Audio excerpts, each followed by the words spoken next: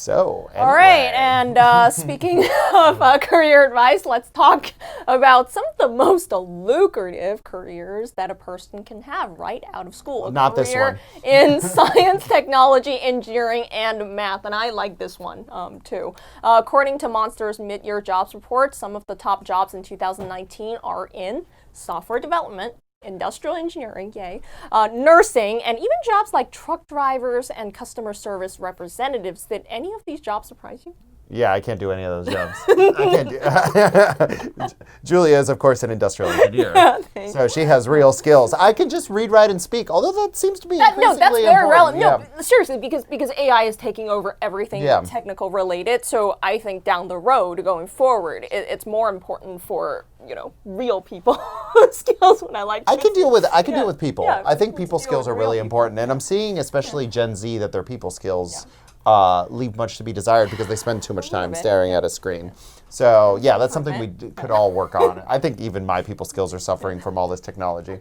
Anyway, our next guest helps people in STEM get their ideas and inventions out of the lab and into major markets. That's an important step. Yeah, let's welcome co-founder and principal of Ikove Capital, Flavio Lobato. How you doing? Hello. Hey, welcome to the show. Ikove helps to commercialize technology from leading research facilities. How did you realize this was a necessary service? It really stumbled into the idea. I mean, through my partner and I, Rodolfo, he graduated from Ohio State, did his engineering degree there, and basically after a significant exit, invited me to come in and have a meeting with the TCO. And basically, we were having a meeting, and they said, look, we have about $1 billion a year in basic research, and that number just blew me away, and very little in terms of commercialization. So, later on, we deep dive into the industry, and we saw that about $70 billion is invested each year in basic research in the United States through universities, but very little of that, or less than 1%, is invested in commercialization. So that's where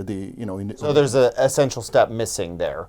The real world practicality of all this research, really. Right. I mean, if you really think about it, I mean, it's been a significant evolution over the years in the venture industry. In the early days of venture, the term technology commercialization was mentioned all the time.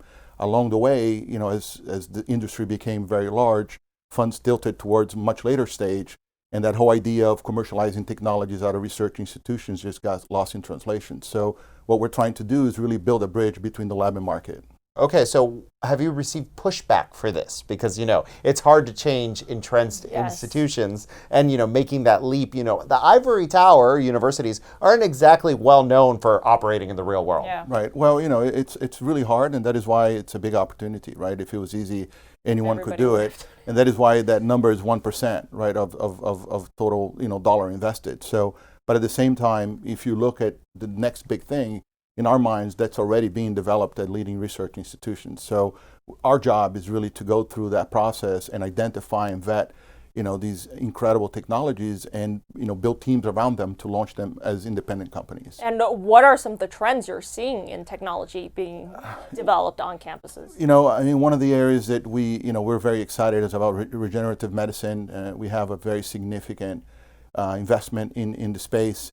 Also, wireless power is another, trend that we're very excited. We have a company called Nikola Labs that is one of the leading, providers of, wireless power towards, Industry 4.0 and really enabling, the advent of the Internet of Things, because you're going to have 70 billion, sensors, and, these sensors really cannot use batteries, and they're going to be tethered everywhere. So, it's a great application for wireless power. And AI is an area that we are very excited. We launched a company that's actually based here in New York called Cognovi Labs, and in the next stage of evolution for AI is going to be emotional AI. It's really understanding and predicting behavior based on underlying emotions, and as social media continues to explode, that's an area that we're very excited about. So you're turning scientists into CEOs. How does that work? Well, it's a very good point, because doesn't necessarily mean that the scientists are going to be the CEOs, right? A lot of times, one of the issues with tech commercialization is that the professors, they want to continue to do what they love to do, which is to teach and do research and not necessarily start a company. So our model really is, we work very closely with the researchers and the research institutions, but we really build in and bring on board a world-class team to run the operations of that startup and take it from there and continue to provide that support. And you're from Italy, Flavio? I'm actually from Brazil. You're from okay. Brazil, yeah. Well, the largest amount of Italians outside of Italy are in Brazil. Yeah, so I'm actually from Brazil.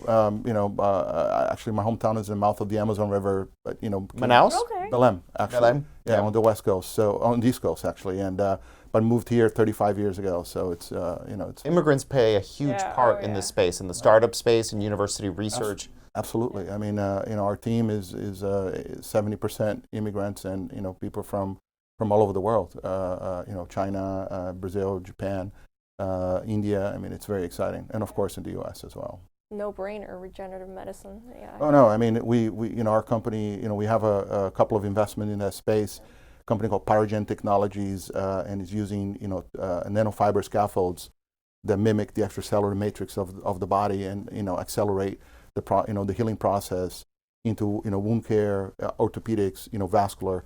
I mean, really rebuilding blood vessels. I mean, it's incredible stuff. I'm curious, the team that you bring in to operate on the operations side, right? Because you have the professors, the grad students, they're obviously very good researchers, and you said, okay, I need somebody to run the actual companies. These people, I mean, they have to be smart to begin with, right? And they have to know enough about regenerative medicine, about AI, about everything else. So what kind of credential do they have? Well, I'm the least qualified person on my team by far, and so basically, it's the CEO of Cognovi Labs is a PhD in astrophysics, ran billions of dollars of hedge fund money in the past, and help keep 1 million families in their homes during the financial crisis at Citi. So people with amazing backgrounds, and usually the teams that we put in place have done this, have gone through this process several times.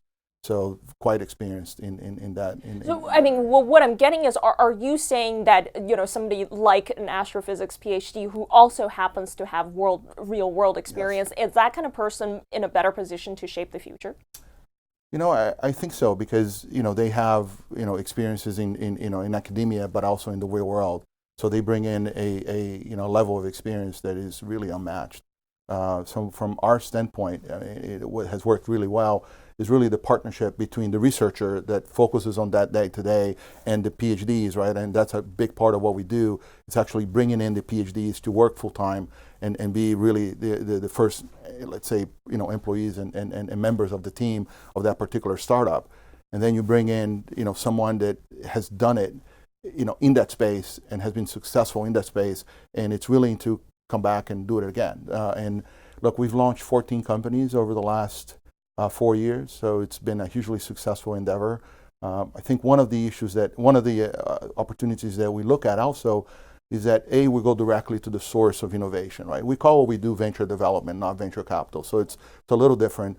We're investing in deep tech, so we're looking at painkillers and not vitamins. I mean, really stuff that has massive IP, millions of dollars of basic R&D that has gone into that. So we're coming in and vetting it. And we go where very few people are looking. So we decided to focus initially in the Midwest because of that $70 billion invested each year. 30% of that is invested in the Midwest. However, the Midwest receives less than 3% of all venture money. Of course. Yes. So we stay away from the coasts, not Smart. and it has worked out really well. Yeah, and New York, Boston, Silicon so Valley. so we're expanding now. So we're expanding now into Florida. I'm actually moving to Florida I'm a Floridian. Congrats. Welcome to the party. in 2 weeks. So working together with UM, FIU, and some of the local schools, down there, really overlooked. Low taxes, sunshine all year round. I have no idea why I live here, Flavio. On that note, All right, I love New I'll York. leave it right Thank you. here. Thank you for coming, Flavio. Thank you so much for your Have a good weekend. Thank you.